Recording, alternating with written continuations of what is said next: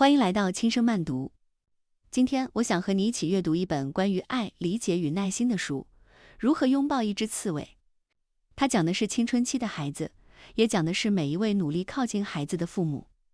让我们一起用更温柔的方式走进彼此的心。这本书叫《如何拥抱一只刺猬》，这书名很有意思，对吧？如果还没有翻开，你会说干嘛要去拥抱一只刺猬？它满身都是刺。但是有没有想过，当我们情绪不好的时候，我们也会变成一个刺猬，炸着刺，充满了敌意，并不那么容易讨好。或者即便我们能够很好的管理情绪，那如果你们家里面有一个青春期的孩子呢？对，这本书其实就是把青春期的少年比作刺猬，你没有办法看不见他，你没有办法躲开他，你必须要跟他相处。可是如何拥抱一只刺猬呢？这真的是一个很有趣又很形象的比喻。那我在读这本书的时候，常常会带入自己的生活。如果你们家里有一个正处在青春期的孩子，那这本书就非常有启发。还有一种状况，我们有没有想过，青春期的孩子是身体上的一个小大人，他们觉得自己翅膀足够的硬了，可是在很多方面其实还并不成熟。可是有一些大人刚好相反，他们是心灵上的大小孩，不管到了什么年纪，好像都处于青春期，那其实跟他们的相处和沟通也会面临一个考验。我们先来了解一下刺猬这个生物。其实我们在城市里面长大的人不太容易遇得到刺猬，那它究竟是一种什么样的生物呢？它的长相当然是非常的有特色，只要你见过就不会忘记。那刺猬主要是以昆虫为食，它的饮食非常不均衡，而它们不喜欢被关在笼子里，它们总是四处闲逛和探险，它们很固执。你一定没有想到，它害怕和抗拒变化。所以它最大的特征就是浑身长满了锋利而且吓人的刺，那个刺中间是空的，所以当刺全部竖起来的时候，就意味着刺猬觉得危险，它要防御。所以刺猬并不是一个进攻性很强的动物，但它特别的警惕，难以相处，不安全感爆棚。你家里的青少年或者某个瞬间的你，是不是也是这样？这本书的作者叫做布拉德·威尔考克斯，他多年来致力于家庭教育的研究，是美国杨百翰大学的副教授。那么杨百翰大学一直是非常关注家庭教育部分。那布拉德除了这本书之外，他还有很多畅销书，都是在致力于解决青少年的问题。那这本书还有一个合作者，他叫杰里克·罗宾斯。这个作者很有意思，他本身就生活在一个大家庭，兄弟姐妹7个人。所以这种家庭其实就牵扯到很多孩子们怎么相处，怎么解决争吵，然后怎么能够统一爱好兴趣，彼此冲突的时候怎么办，父母和孩子的关系怎么样。所以杰里克经验很丰富，他就把这些经验也拿出来跟大家分享。所以如何拥抱一只刺猬其实是一本生活经验中来的书，它非常具体，里面有很多黄金法则，说我们要通过这样的行为来避开雷区，来拥抱用刺保护自己的刺猬，而且要做到帮助那个刺猬把刺收起来，让他觉得舒适和安全。如果家里面有一个炸刺的人，相信所有的人都会比较的苦恼。对于那些敏感、叛逆、非常情绪化的人，我们到底应该拿他们怎么办呢？所以这本书就告诉我们，叛逆的孩子不是不能沟通，只是你要把自己的频率跟他调到同一个频道，你要做他的成长合伙人，不要把他推开，要想办法学会和他对话，而不是责怪或者自责。所以这本书是给了非常具体的3大步骤，告诉我们到底应该怎么做。第一法则，不要戴手套，让他闻到你的气味。第二法则，不着急，慢慢来，让他先放松警惕。第三法则，用双手轻轻托起刺猬柔软的腹部，让他感觉舒适安全。那听到这里你会不会说，就这么简单吗？可是他还是在说一只刺猬，我要面对的是一个像刺猬的人，这多么复杂。那个像刺猬一样的人什么样呢？处在青春期的青少年，他们的身体、心理各个方面都在发生转变，这种转变对他们自己来讲也是很难接受的。他们会不安、易怒、叛逆，对身边的人往往怀有很大的戒备心。你跟他说什么都没用，叫刀枪不入、油盐不进，让人无法靠近。那在这种情况下，身为他们的父母，不要急着去攻破这些青少年的防线。我们首先要做的是，有看着这一堵无形的墙，看着那个不愿意跟你多说一句废话的孩子，要明白这个行为背后的真相到底是什么，去找找是否有一块松动的砖，把它抽下来，这个墙就会打开，我们就有了一个突破口。那么如何做到呢？我们来翻译一下刚刚提到的3个法则。第一法则，不要戴手套，让他闻到你的气味。究竟在说什么呢？翻译过来就是，当我们和青春期的孩子相处的时候，首先要增进沟通和交流。那么如何做到呢？具体的方法，第一步叫保持距离。有没有看到这种状况？就是你的孩子不再像以往那样黏着你，他反而刻意回避你，沉默寡言，闪烁其词。那大人的第一反应是什么？就是很生气，对吧？总觉得自己热脸贴了个冷屁股，然后就暴怒，这样恶性循环越来越紧张。有没有想过我们为什么会生气？大部分是由于自己的分别心。这个孩子怎么不像我期待的那样呢？如果他能那样，我就不生气了。当这样的念头出现，有没有发现，还是把我放在了最前面，而不是把孩子放在了最前面。所以在这个时候，真正要做的其实是保持距离，同时要主动地告诉孩子，我并不是不关心你，我一直都是你可以完全信赖的，你随时需要的时候，我都在你身边。首先要给孩子一个安全感，拉开一点距离之后，如果你认真的观察，你可能会发现，青春期的孩子身上会出现一些你不太能够理解的行为，甚至在你看起来比较极端，比如说逃课、穿奇装异服。那如果我们能够看懂孩子，就得知道这些信号的背后真正的原因是什么。好多父母会认为说，这就是跟我对着干，其实恰恰相反，青春期孩子的这些行为实际上是在释放一个信号。什么信号呢？就是请你看着我，我要得到你的关注，我要有存在感。所以当你发现自己的孩子从一个小甜心变成了小怪兽的时候，不要非常崩溃地说，我到底做错了什么？没有一个孩子生下来就是小怪兽，对吧？我们要做的不是抓住他们所做的错事不放，而是要看到在这些所谓的打引号的错误背后，孩子们真实的感受和真实的需求。那要想弄明白孩子的心理和他们做各种事情的原因，有一点非常重要，就是身为父母，要对新鲜的事物永远保持好奇心，保持兴趣。所以这本书里面就在讲，在孩子面前千万不要流露出你的鄙视，也千万不要对他们感兴趣的东西就是嗤之以鼻，说你好幼稚。只有保持一个平等的交流，你才能够拆掉你跟孩子之间的那堵看不见的墙。那作者布拉德就在这本书里写了一个案例，说有一个青少年就跟他讲，我希望我爸爸在我做错事或者是感觉很糟糕的时候，可以多抱抱我，多给我一些关注。在我小的时候，爸爸就是这么做的，那种感觉现在想起来觉得无比美好。可是现在就当我长大一点，他几乎不这么做了。而这个青少年就非常的苦恼，说我毫不怀疑爸爸对我的爱，但我越来越感觉不到他爱我。有的时候我真的很需要他能亲口跟我说出来，不管我做什么，他都是关心和在乎我的。这段控诉我觉得在我们的身边一直在发生，但是没有人想过，说这个孩子的抱怨究竟意味着什么。如果你是有平等性的，你会发现改变的不仅仅是孩子，还有大人。尤其是我们中国的父母，可能在爱的表达上面更加含蓄和矜持。在我的父母那一辈，他们几乎不怎么说爱。那么当我们成为父母的时候，可能会有比较大的进步，但是依然会有一个状况，就是孩子很小的时候，你会拥抱他，亲吻他，每一天去表扬他，找到一些细节来赞美他。可等他慢慢长大了，甚至是他比你还高，他可以眼睛看着你的眼睛的时候，你反而不怎么对他说那些充满爱的语言。我曾经跟朋友们探讨过说，为什么我们会有这样的改变？可能是因为孩子大了，我们就把他当作是一个成年人，然后发现有一些事情变得更加矜持，然后会认为自尊心很重要。可即便是一个有自尊的成年人，他依然需要确认爱。所以坦诚的沟通有3个元素，就是爱、信任和尊重。爱的一个前提，就无论你心里面装了多少的爱，但一定要说出来，要表现出来，对方才能感受得到。包括当父母和一个青春期的孩子交流的时候，不管他用什么样的眼神看着你，不管此刻你们是不是能够彼此理解，你要先想说，我心里还有爱吗？如果还是有感情，那你要告诉他，我爱你，我为你感到自豪，我很想你。对，今天你在这里实在是太好了。多说一些这样的话，会迅速拉近彼此之间的距离。这些话比我们想象的要重要得多。那么第2点就是信任。在和孩子的沟通和交流中，信任非常重要。有一个家长就问这本书的作者说，天哪，我怎么才能相信我的儿子？他的所作所为根本不值得我信任。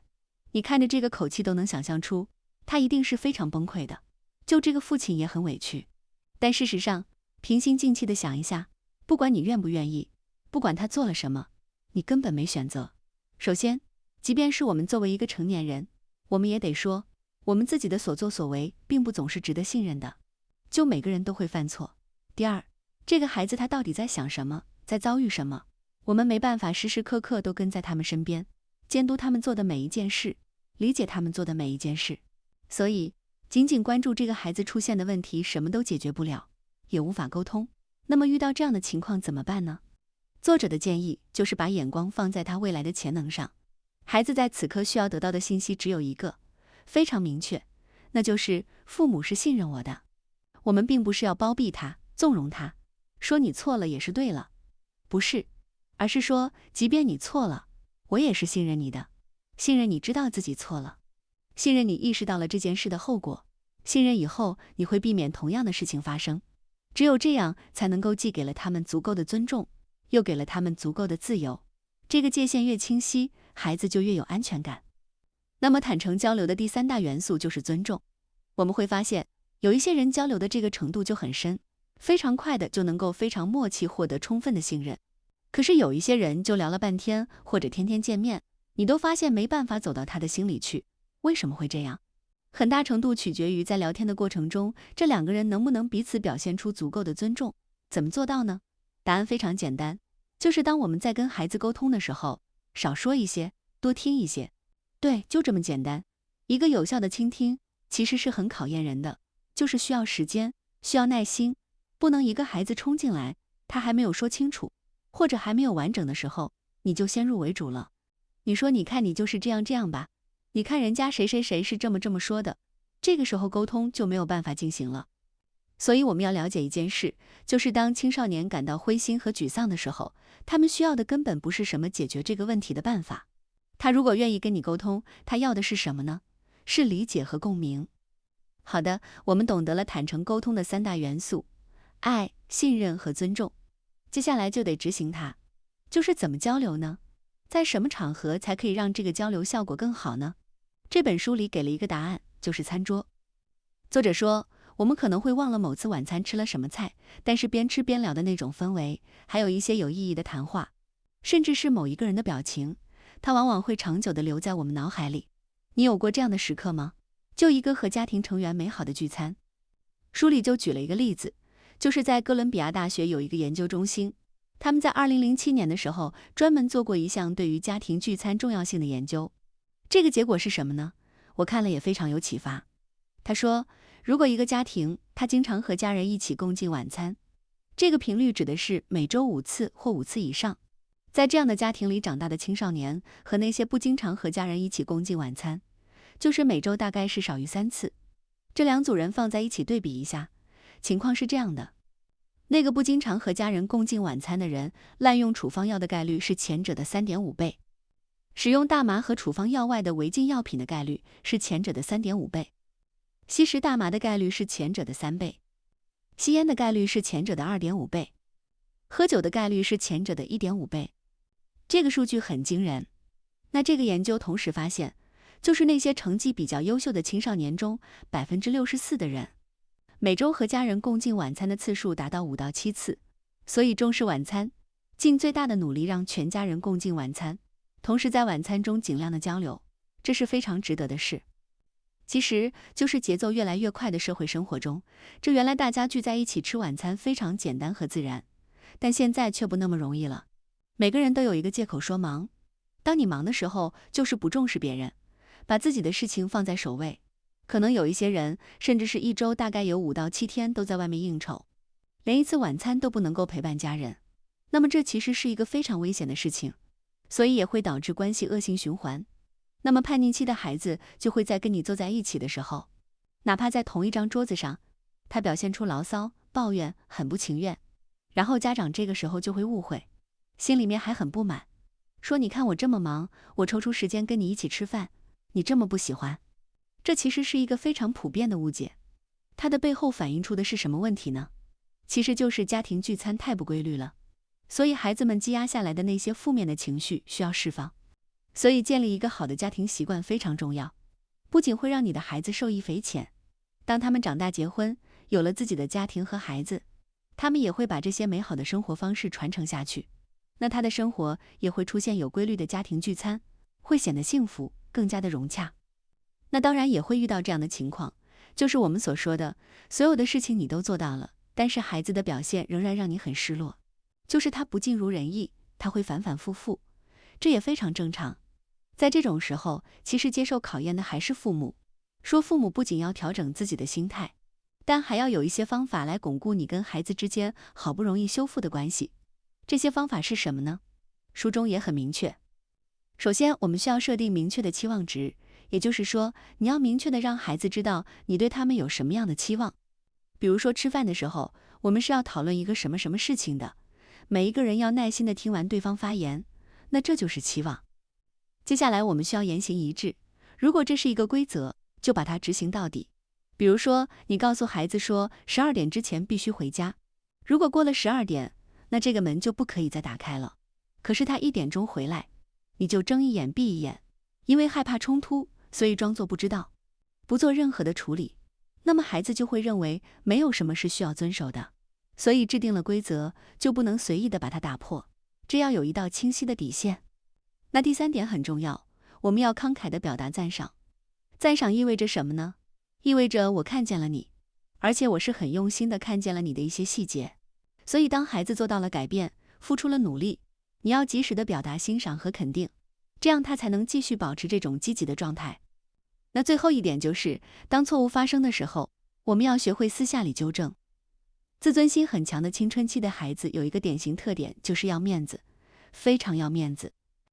当一个你不太认可的行为发生的时候，不管它是严重的，或者是非常小的事情，那么你要做的是什么？就是在私下里纠正，这样才可以帮助他们静下心来反思怎么样把一些事情做得更好，否则就会直接引发对抗，他会认为你是在针对我。所以当我们了解了这一切之后，可能父母内心也是比较沉重的，说好难，有一些事情暂时也做不到，也不要紧。其实父母和孩子一样，我们需要的是持之以恒，不断尝试。真正有爱的关系，并不是像一个雷达一样，或者所谓的有一个词叫做直升机妈妈，就是你像直升机一样的盘旋在孩子的上空，时时监控他的一举一动，事事亲力亲为，准备帮他解决问题。你不需要做到这么的严格和这么的疲倦，包括这么的完美，你需要的是一点一点的试着放手，相信他是一个独立的人，而自己也有独立的生活，然后2个平等的人之间怎么样建立良好的互动。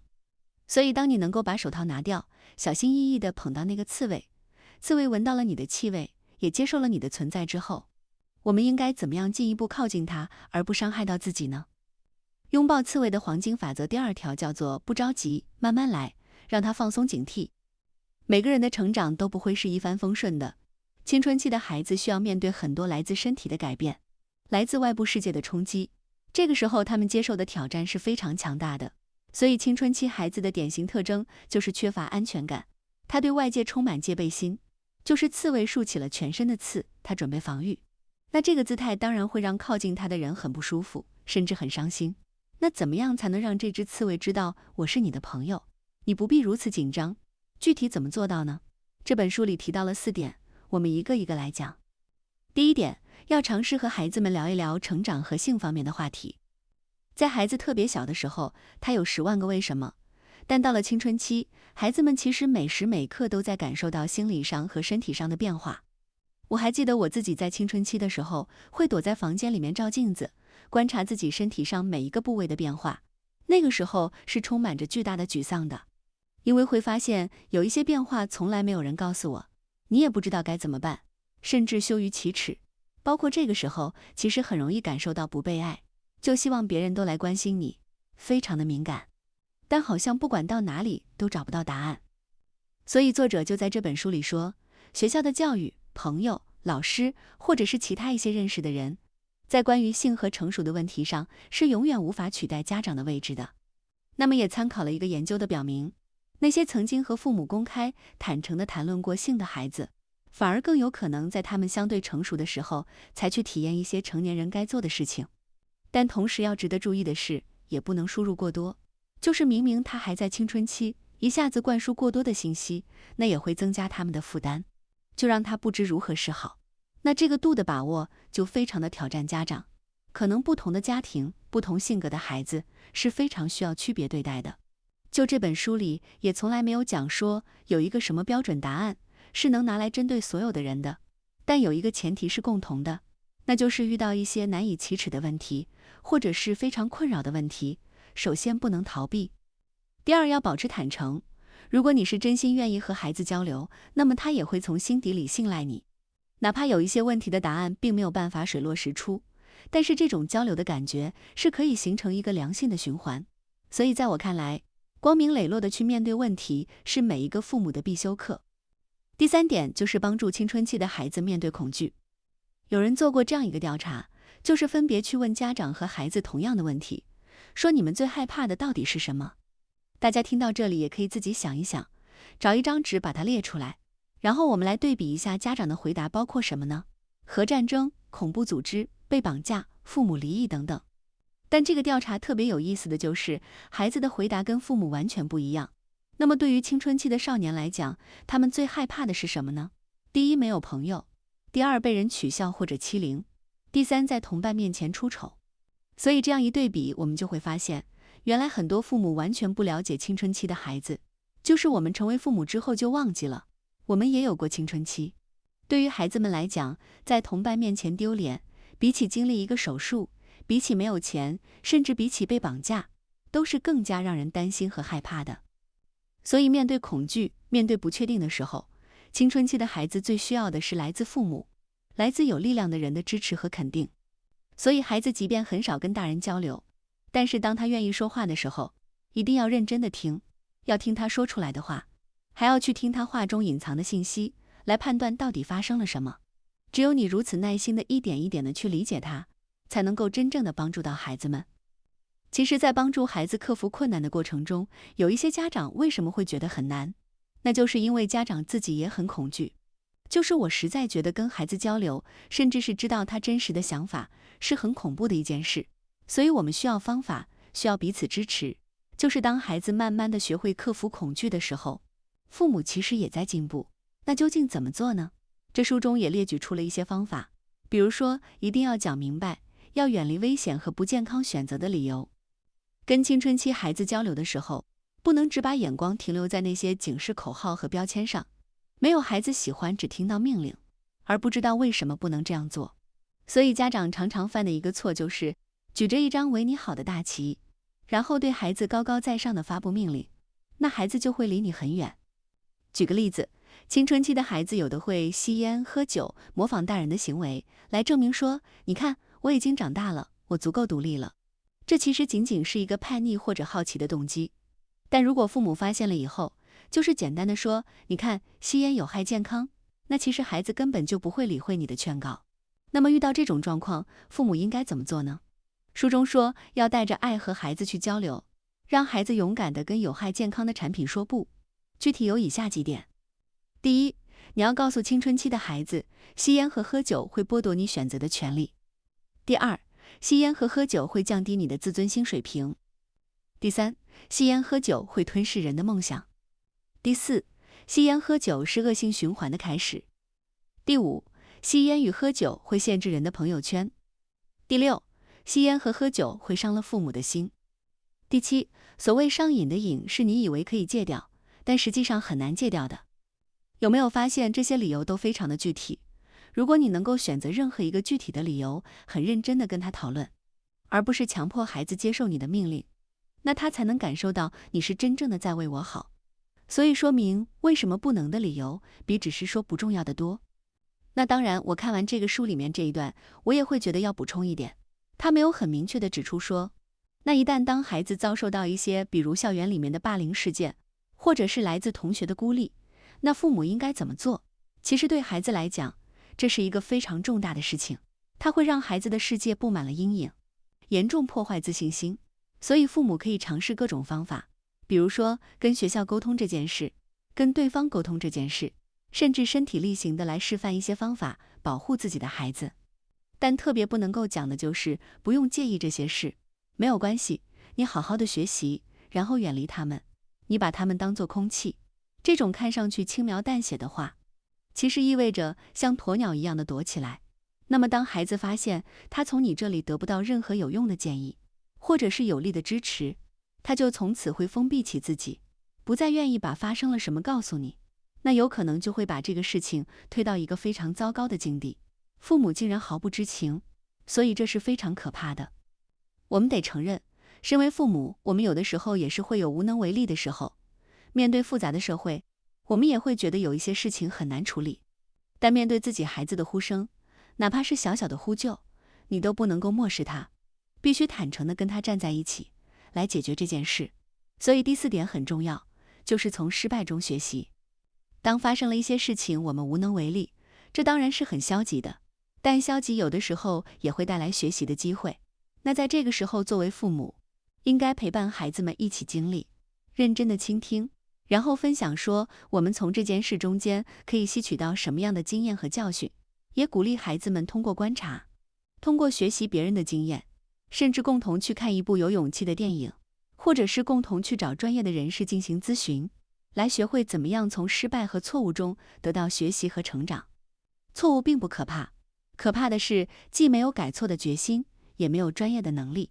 那么一个成熟的家长是要跟孩子站在一起，勇敢地承担事情的后果，然后教会孩子为自己的行为负责。当孩子从父母这里获得了支持、理解和正面的鼓励，才会有信心重新调整目标，继续成长。第3条黄金法则就是让刺猬一点一点适应和你在一起。在和一个乍刺的刺猬相处的过程中，让他感觉到你对他有足够的耐心，尊重他的秉性，他才会慢慢地对你产生信任，并且接纳你。你看，这就是父母跟孩子相处的过程。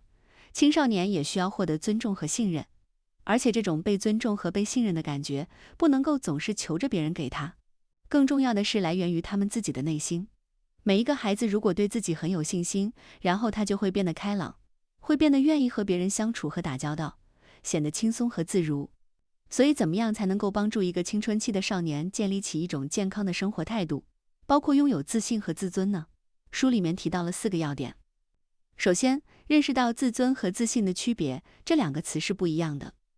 第2，培养好的习惯，让孩子对自己更有信心。第3，让他们积极和主动地去面对别人和环境，而不总是被动接受。第4，通过建立和维系友谊，获得社会接纳和认同。对青春期的孩子来讲，友谊非常重要。我们就从这4点出发，认真地梳理一下，来完成真正拥抱一只刺猬的过程。首先，我们来说说孩子是怎么样建立自尊心的。它分为内部建立和外部建立2种来源。先说外部的来源，这就是他周围的环境和成年人对他的评价。所以父母首先要意识到，孩子的自尊包括自信，不是说像一件物品，像一块糖，我们想给就可以给他，他是本来就拥有的。大人要做的是不从他们身上剥夺走这个能力。那么从内部来讲，就是孩子自己必须意识到，不管其他人怎么样评价你，怎么看待你，你本身是有价值的，这一点永远不会改变。不要随意的就被别人影响，认为那个人他比我有钱，他比我高，他比我权威，那他比我厉害，所以他的评价就等于是我真实的价值。从来不是这样。你要相信自己是钻石，哪怕暂时没有被人看见你的光芒。甚至有的人说，哎呀，我对钻石一点感受都没有，但是你有自己的实际价值。那么怎么样才能够提高自尊和自信呢？最好的方法就是要找到真正的自我。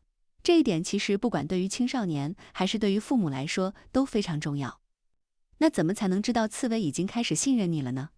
回到父母这一方来说，有的父母说，我都觉得我把刺猬抱在怀里了，它还是会突然之间蜷成一坨。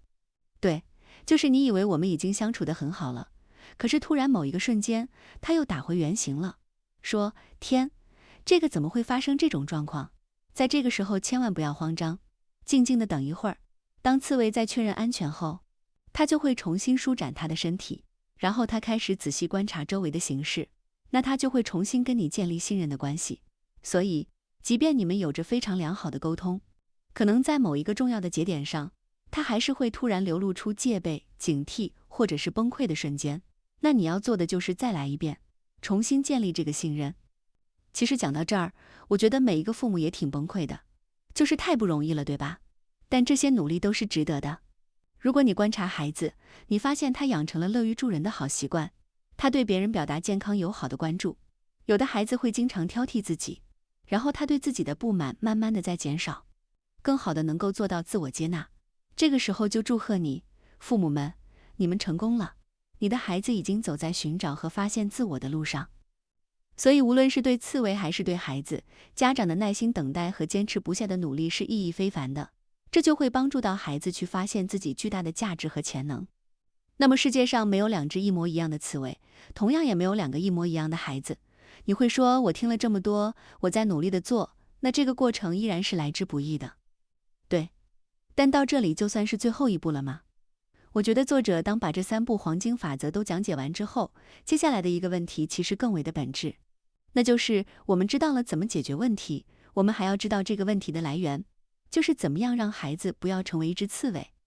那在我看来，首先还是要告诉他世界的真相，这个世界也并不完美，所以每一个人也不可能是完美的，你不可能让每一个人都对你满意，那你需要做到的就是让自己满意，帮助孩子能够自洽，认清理想跟现实之间是有区别的，这是成长中非常关键的一步。你不能够永远告诉他一切都会变好的，王子跟公主会在一起的，这个世界上所有的坏的事情，只要报道出来都能够解决，那会让他们丧失掉对现实世界的感知和观察能力。那如果有一天他受到一个难以想象的沉重的打击，陷入到一个无法解决的困境里面去，那他就过不了这一关了。所以家长不能让孩子活在象牙塔里，你也不能够让自己永远保护孩子，必须让他朝真实的世界再进一步。在这个过程中，有一些状况是青春期的孩子特有的，我们一定要注意。首先，青春期的孩子会有攀比心，就是同学有的我也要有，同学去过的那些地方我也要去，总之我不能够被扔在后面，我不能够被孤立，否则就是不合群的。好多父母就特别难以接受这件事，你跟别人是不一样的，为什么你要跟他们一样？这个时候也不要烦躁，因为正常的适度的攀比也有它的好处，就它可以让孩子继续前进，保持一个前进的动力。这就像孩子小的时候，他跟一个会乘法口诀的人在一起，他突然就说我也要背这个乘法口诀，所以这种攀比其实也有积极的一面，只是要把握一个度。那这个度在哪里呢？依然是在自信上。那青春期的孩子其实是非常容易焦虑的，就是不自信。为什么呢？有一个难以逃脱的心理困境，就是外貌焦虑。就人的一生中，可能再也没有一个时期比青春期更加的沮丧了，就是你会对自己的外貌斤斤计较。过去我们看一些书，总会告诉你说心灵美最重要，但是我们永远没有办法改变一个事实，这是在青春期的时候，少年们会把自尊、自信和外貌联系在一起。你去问问这个时期的孩子，他们觉得最暗黑的体验是什么呢？就是皮肤不好，然后为体重问题特别的苦恼，然后什么肢体不协调，或者是戴牙套，个子长得过快，满脸痘痘等等，这些对他们来讲都是这个世界上最大的问题。而对于自己外貌上的感知和关注的程度，就会压垮了一个人，让他们觉得自己是不被喜欢的，自己是很糟糕的。所以在这个时候，作为父母，千万不要大而化之的说你关注都是什么事，这有什么了不起的？就不要用这种口气来否定他真实的感受，就是他此刻因为自己的痘痘特别的不开心，睡不着觉，那这就是一个现实中要必须解决的问题。所以在这个时候，父母应该首先做孩子的同盟。你去看看他周围的小伙伴，难道会说痘痘没什么，你只要心里美就行了？不可能。他们会积极的告诉他，你到哪一家医院去，那个皮肤科很好，你这个东西怎么样，用一个什么东西就会更好。这些人反而能够顺利的打开他们内心的通道。所以在这个阶段，父母要善于发现孩子身上的闪光点，而成为孩子坚强的后盾，这样你才能够成为孩子的底气。他会知道说，这一切虽然发生了，但没有那么糟糕，他就会慢慢的建立自信。而这种对于外貌的焦虑，对于外部事件的比较，其实是他开始探索社会的重要的一步。那父母在这个时候，其实首先要做出示范。那么好的办法是什么呢？就是不管那个少年是不是搭理你，你都要主动的跟他打招呼。如果这一天过得很糟糕，你就接纳他；如果这一天过得很愉快，那你要相信，是因为你让美好的事情发生了。当父母有了这种积极的行为，那么孩子会多多少少受到一些影响，受到一些鼓励，所以他也就开始慢慢的伸出他的触角，来积极的面对外界。毕竟没有人想要主动活成一座孤岛，所以尽量的跟孩子交朋友。如果觉得还是差那么一点点，那就鼓励孩子们去结交自己的朋友，形成自己的社交圈。有一个调查显示，所有接受采访的青少年中，有76%的人表示，就拥有朋友对他们来讲是非常重要的。那为什么呢？这个朋友究竟带给他们什么样的感受呢？那就是被接纳和认可的感受。在很大程度上，被接纳、被认可就会影响一个青春期少年的自信心和自尊心。而一个愿意积极交朋友的人，即便他们现在可能会遭受到一点挑战，也并不是最受欢迎的那个。但只要孩子对自己一直保持积极的看法和态度，随着时间推移，那么他就会越来越受到欢迎，这样就会形成他自己的这种心理认知和一个开朗光明的性格。那在这个时候，那么家长可能会说，我没办法融入到他的朋友群体里面，那家长能做什么呢？作者也说，我们并不是建议家长要尽一切可能去帮助孩子做到让所有的人都满意和喜欢，恰恰相反，作为父母应该帮助青少年意识到，只有那些真正在乎与重视自己的人，他们的看法才是有价值的。也就是说，要真诚地去交到一些可以推心置腹的好朋友，发自内心认同的好朋友。而这种积极和正向的接纳和认可，会让一个人更加富有同情心，懂得为他人着想，也愿意接纳他人的意见。这样一个柔软和有弹性的心灵，就很难长出锋利的拒人于千里之外的尖刺。那如何拥抱一只刺猬这本书，其实阅读起来很轻松，而且里面有一些切实可行的方法。那最后我们也来梳理一下这本书里有一些句子，非常的精辟，希望能对大家的思路有所帮助。我读给大家听。第2句话，找到那块松动的砖，这个指的是什么呢？就是从哪里开始建立良好沟通，找到那些青春期少年喜欢做的或者喜欢谈论的事，直到他们在心里真正的接受你，然后你要做的就是认真的倾听他们，坦诚的和他们交流，让他们知道任何时候如果他们需要，你都在那里。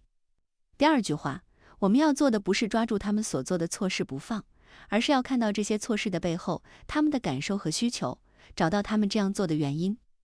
第3句话，坦诚沟通的3个基本要素还记得吗？爱、信任和尊重。爱是一定要说出来的。那么充满信任的关系可以通过为对方保守秘密建立起来。那尊重呢？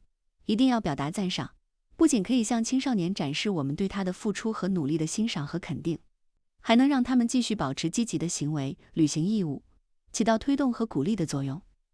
第4句话，当有人捉弄他们、冒犯他们，或是把他们逼入绝境的时候，我们作为父母要让他们知道，并不是只有他们会遇到这样的威胁和负面压力，可能很多人都有过这样的经历，他们并不孤独，所以应该勇敢地面对挑战，用自信战胜恐惧。